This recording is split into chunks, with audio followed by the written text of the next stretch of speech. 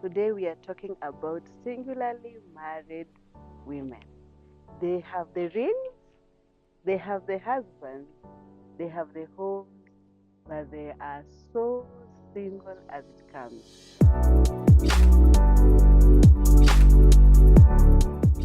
Hello, how are you? Good morning, good afternoon, good evening, wherever you are watching us from. Karibu sana. First of all, let me apologize. It's been a minute. I know it's been a minute. I am not consistent, but I am promising myself that I'm going to be very consistent. Welcome to my YouTube channel. As you all know, this is the Poetic Reality, where your life, your story is a poem in itself. It is a reality. So, if you're joining us for the very first time, we talk about everything life, good and bad experiences that we have experienced firsthand or that we have heard from other people. So, basically, it is all life. We believe that you are an artist of your life. You are the only person that understands what is going on in your life, and you're the only person that can be able to tell your story in your words. So again, today we are having those conversations that are hush hush. We don't talk about them in loud voices, but they are happening, they're in our community, and everything about them is as real as it comes. What are we talking about today? Today we are talking about singularly married women. Yes, you heard me right. Singularly married women. They have the rings, they have the husbands, they have the homes, but they are so single as it comes. What do I mean by what I'm saying? I know all of you are like, how is it even possible? What happens? Then why did they choose? Whatever. Life happens. Life happens. And when you're dating, when you're meeting people, trust me, you'll never know who they are under one roof. Some maybe through circumstance and they become comfortable, some by choice. Mhm. How are they singularly married, you ask? This is a conversation that is in most places, most spaces, especially for women, chamas, church, everywhere, but none wants to talk about it in public. Yes, no one wants to talk about it in public, but it is happening. In fact, statistics has it that over 50%, sorry, over 50% of married women are singularly married. Why are they singularly married? It's because the spouse, the friend, the men they trusted to be part of their life, to be part of their marriage, decided to take backseats, or rather decided to be very narcissistic and not take responsibility of their actions or their responsibilities. How does that happen, you say? These people, slowly by slowly, and this is a story from many married women.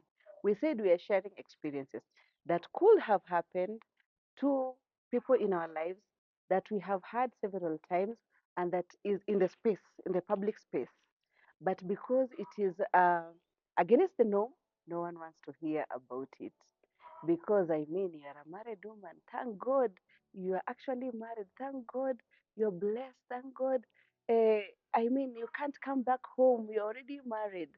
So these women are stuck in that marriage, but they are as single as they come. This person is raising her children alone. She is paying school fees, buying food, paying mortgage, buying everything in that home. And their friends sometimes or most times, they're actually even earning more than these ladies. But you know, you can't get money from someone's pocket. You can't force them to take responsibility, can you? You cannot. So, my brothers, my sisters, and my friends, this is the reality, the current reality. In these many homes you are seeing around here, no one will talk to you, no one will say it loudly, but statistics has it that over 50% of married women are actually singularly married. These women work, these women raise their children alone, they pay school fees, they buy food, they do everything by themselves. Sorry. How does that happen? This person one time will have delayed salary. Then they will ask you to pay for rent. Then they'll ask you to help in the school fees. Or rather, your children are coming home every other time, not being picked. You decide, enough is enough. Let me do that. Let me just pay the school fees. Oh, get me some money from your chama and all that. Then you pay. Then now that becomes your official responsibility, and it goes on and on and on. And it is not just financial. It is not just financial. This some of your brothers, some of your friends, some of your colleagues go MIA on those women. They go MIA like they are no show. They are nowhere to be found. They appear and reappear like Christ rose after 3 days. It is not funny. I know it is not funny. It's not funny. It's not funny at all. But it is happening. Imagine it is happening. So, what is now? What is left? We are going to be very intentional in how we raise our sons, how we raise our brothers and our siblings, that they're supposed to take their responsibility. Otherwise, the independent woman is glorified and it is a scam. It is a scam. Why is being independent being glorified? Why is it being projected out there like it's a good thing? It is not a good thing. Okay, don't get me wrong. Don't come for me guns blazing. It is good to be able to have your money. It's good to be able to take responsibility or help. Actually, it is help. The Bible calls us the helpers. We are supposed to help the men, to help our husbands, to help in the small parts of our family. Because I mean, we are the table. We are bringing babies to the table. We are preparing them. We are taking care of all the other things. It is not fair that we take extra responsibility, like for rent and for paying school fees, and yet we have able-bodied husbands. I'm not saying you do crazy things. Do within your means, but what is supposed to be. You're selling an agenda to this lady. You have given her an idea of a marriage, of a supportive husband. She packed her bags, she left her home, and she came to be with you because you gave her an illusion or a sorry, or a picture that you depicted that is going to happen, and you put it out there. You promised whatever you promised. But this chick comes to your place. She trusts you with her life. She marries you, and boom, she is all alone in this marriage.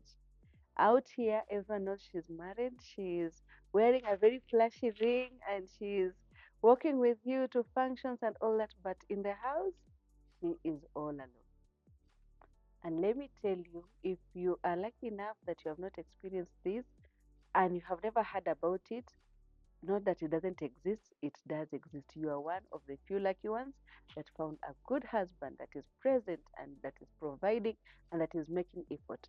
Please don't get me wrong. There are those days that things are not happening, things are not working.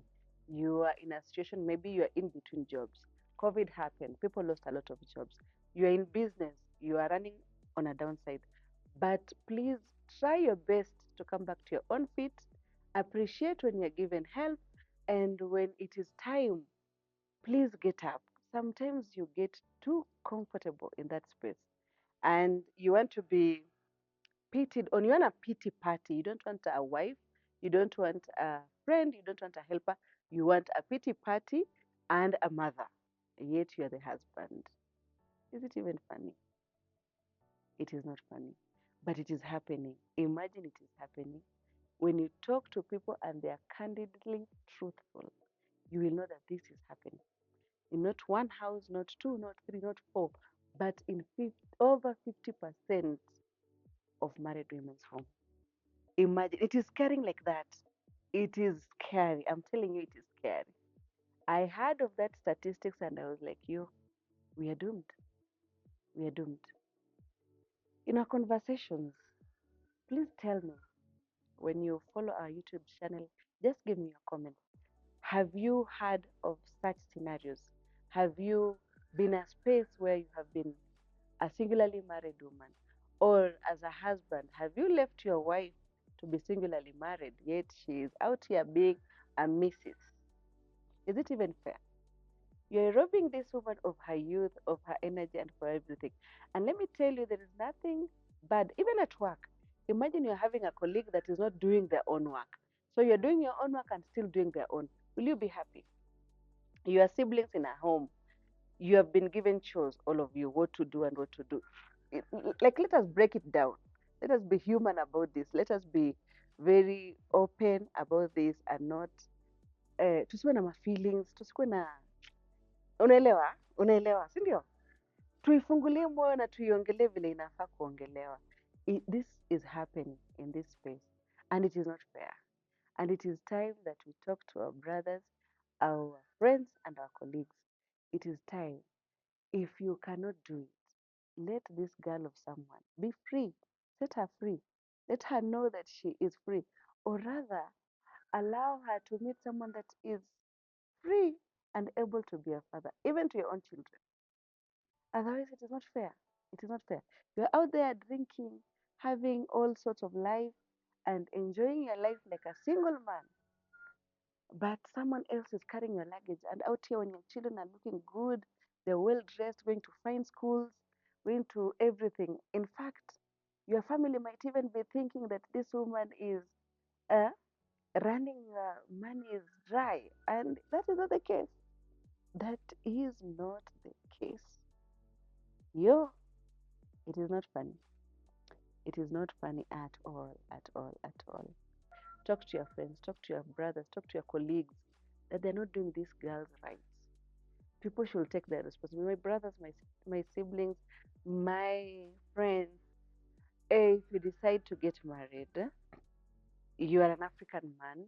I don't know if you're from other people, but every other place, even the Bible says that the man provides. He is present. He is intentional, and he's supposed to be in all aspects of their life. So what you're doing out here is not right. It's not right. So again, karibu sana to our YouTube channel. Tunafungua hiyo conversation. Wewe tuambie maoni yako. What are you thinking? Do you think this is true? Have you ever heard about it? Do you know of someone that is doing this? And do you think it is fair? Fair to these women, fair to those children, fair to the community and the society? Huh? Is it? Okay, that is all for today. I'm the devil's advocate today, but we have to talk about this hush hush conversation so that we change the society, we change the community, and people don't take others for a ride. I love you with the love of Christ. Till next time. Mwah!